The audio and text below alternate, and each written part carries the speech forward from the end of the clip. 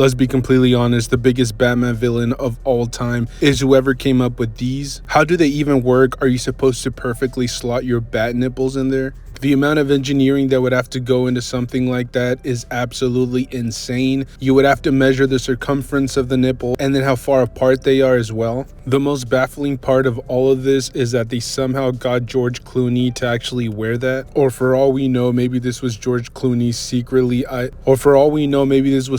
George Clooney's idea. I guess we'll never know. Anyways, that is our rant for today. Let's get straight into it. We're actually going to be counting down the top 5 Batman villains of all time. Obviously, the list is based on the comic book lore and not, any animated series or any live action adaptations. And as far as what these villains had to actually do, well, primarily it's more of their iconic status, but also their reach, their capabilities, how far they're willing to go to give Bruce Wayne some white hairs. Let me know in the comments section if you agree or disagree with this list or what particular villain you believe should have been included. I'm very curious to see what the overall consensus is.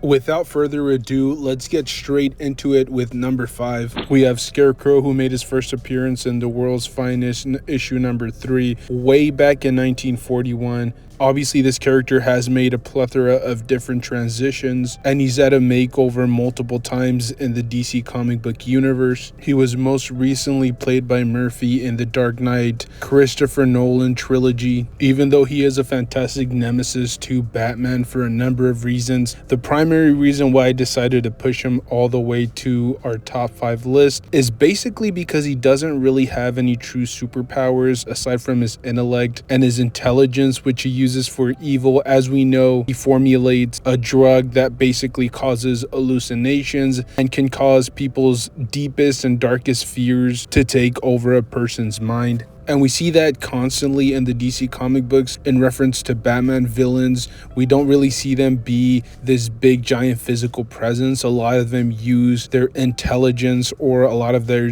education or sometimes their political influence to really go at Batman. It's not really villains that have physical or too many physical abilities or too many physical traits to go at Batman, being as how he is, basically just a super smart human being. And I think we can definitely see that here with Scarecrow. And regardless at which origin story you're looking at, whether it's the original one where his grandmother psychologically abuses him and then he goes through a bunch of bullying in school, or whether you're looking at the newer origin story where his father does the psychological abuse, regardless, he goes through a lot of dark times in his early childhood. And even though obviously you don't condone his villain actions, I think you can understand where his mindset is as the Scarecrow. And even though Batman himself or Bruce Wayne has been able to overcome and defeat the Scarecrow many times, there have been times when he succumbed to Scarecrow's hallucinations, and we can see the type of psychological damage that Scarecrow is able to inflict on his opponents, even the Dark Knight himself. This is not the type of villain that will kick your ass, but this is the type of villain that will make you so afraid you'll cry more than watching Cedric from Harry Potter die. And that is ultimately why he deserves a spot on the top 5 list. We're going to go from a villain that relies solely on his psychological torture of his enemies to a villain that will absolutely beat you to a pulp. We're talking Bane, whose first appearance was all the way back in 1993 with Batman Vengeance of Bane issue number 1. Over the years, the media has portrayed him as nothing more than just a big strong henchman. However, we recently saw the Dark Knight trilogy from Christopher Nolan really portray him as I feel like most of us have seen him in the comic books. Even though he is mostly a villain that will use brute force and will absolutely destroy you, there's also an element of intelligence to his villainy, and there are times when he has kind of crossed over and helped out Batman here and there. For the most part, he is a villain who has a somewhat generic origin story, not to a T, but the overall concept behind his origin story we've seen many times before. He is born into a prison. He does go through a lot of physical and psychological abuse in the prison. However, this is able to kind of mold him into this big giant imposing force. and eventually basically runs the prison. However, eventually, because of this, they choose him for an experimentation of some sort of chemical known as venom, which gives him some amazing physical capabilities. However, eventually throughout the comic book history regarding Bane, it's not only referred to as his strength but also as weakness, because he is addicted to it and he does need it at certain intervals while he is combating Batman. Bane primarily became a huge villain or a household name after the storyline where he ends up breaking Batman's back, which in turn leads to him not being Batman for an extended period of time. John Paul ends up taking up the mantle of Azrael, who basically replaces Batman for a set period of time. He is obviously a much more brutal version of Batman. He goes around beating villains nearly to their death. Azrael ends up taking down Bane, cutting his tubes, and then basically beating him to a pulp. Even though he is very similar to Batman in many ways, he was unwilling to follow the morals and principles that the Dark Knight had laid before him, even going as far as ostracizing Robin and not willing to work with him. Very similarly to the Christopher Nolan trilogy, Bane ends up meeting up with Ra's al Ghul after the events of Nightfall, and eventually Batman and Bane end up squaring off again in Batman Detectives Comics 701 only 3 years later, and it's one of the few times that Batman is actually able to single-handedly defeat Bane. There and out, it's a pretty evened out matchup. It just goes to show how tactically sound he is in terms of combat skills and how overwhelmingly powerful he really is. Next up on our list, we're going to be looking at one of the older DC comic book villains. We're talking about Riddler. His first appearance was all the way back in 1948 in Detective Comics number 140. His real name is Edward Nygma. We recently saw this character played by Paul Dano, although let's be brutally honest, the most perfect rendition of this character was played by Jim Carrey. We also had Wally Wingard give an absolutely brilliant performance in not only the Arkham Asylum video game, but also in the Arkham City as the Riddler himself. He is a villain very similar to what we saw with Scarecrow, even though there are some comic book series where they're physically capable or have some pretty decent hand-to-hand combat skills. They're mostly feared for their intelligence and their wits. He has even been known to manipulate other villains into doing their dirty work. We already spoke about the Hush storyline in previous videos, but I always like to bring it up when we're referring to the Riddler. Depending on what it is that you're basing your source material on, the animated film actually portrayed him as Hush. It was a pretty good turn of events, definitely not based on the comic book. The comic book was a little bit different. He was a big player. He didn't end up being Hush.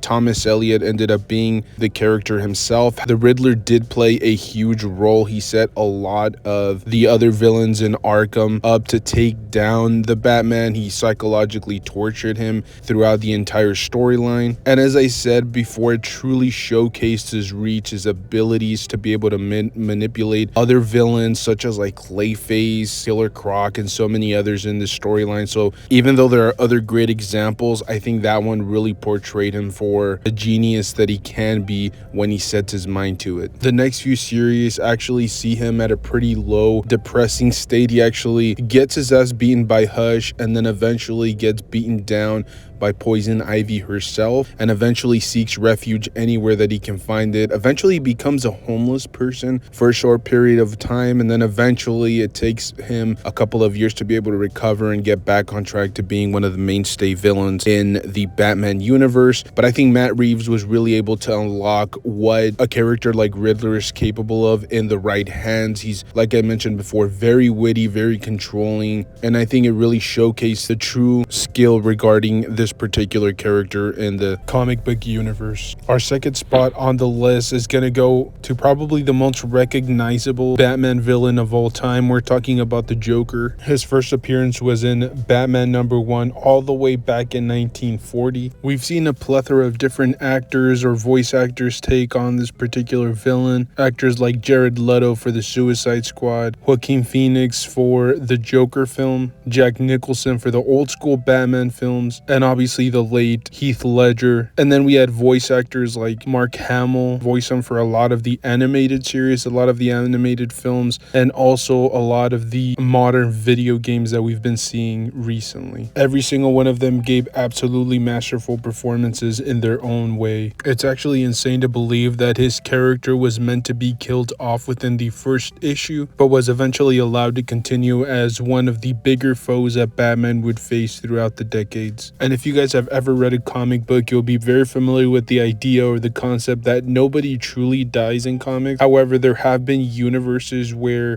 the Joker actually is responsible for killing Jason Todd. There's also another universe where he actually paralyzes Barbara Gordon. The Joker has no superhuman abilities. He does have a pretty good understanding of chemistry, seeing as he's able to create some very harmful chemicals that he uses on his adversaries. Even though he's had some absolutely brutal origin stories, such as the one that he has in the New 52 Flashpoint Paradox, where he basically has his face cut off. We also have the Killing Joke from 1988, which basically tells the story of being a failed comedian and then eventually his family leaving him. Personally, I'm not a huge fan of this. I know this has kind of a cult following and is widely referred to as one of the best Joker storylines, but in my personal opinion, it's completely overbloated. If you want to really good story involving the Joker, I probably would suggest the Three Jokers storyline, which is also very strong, has some very good story writing. Regardless of what storyline you choose to read, it will be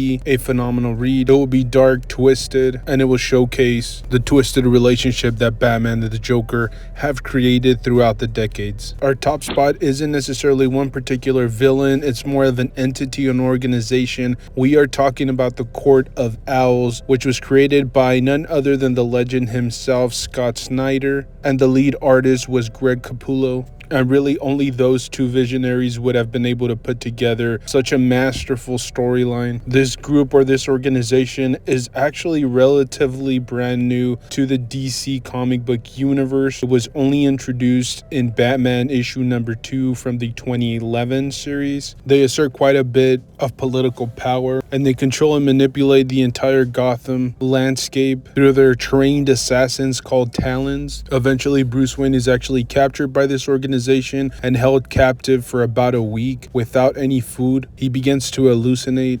He is sentenced to be beaten to death by the court, and one of the Talons goes to basically execute him. However, Batman, or Bruce Wayne in this particular instance, delivers one of the most epic beatdowns we've ever seen. This organization is actually one of the few to be so capable of inflicting damage and pain that they pushed Bruce Wayne all the way to the brink of death and desperation, and I think that's one of the major reasons why they deserve to be on this particular list. On top of that, their far political reach and the amount of influence that they had in Gotham City is absolutely scary. Obviously, Bruce Wayne finds a way to bring them down, but the fact that they had been operating in the shadows for so long is a spine-tingling idea nonetheless. Even though he has faced very worthy adversaries, they're usually in a singular situation, more of a one-on-one battle, whereas in here he's fighting an entire legion of trained assassins. As I mentioned before, Scott Snyder is an absolute master when it comes down to these type of storylines, and he absolutely delivered with this particular one. But as I mentioned, this is just my personal opinion. Everybody has their own. Let me know in the comment section what villain I might have missed. I know there are quite a few Batman villains that are mainstays and have had some very memorable battles with the Dark Knight himself, so let me know in the comment section. Stay safe out there, stay tuned. A lot more comic book content coming at you guys. I will see you guys in the next one. Thank you guys for tuning in.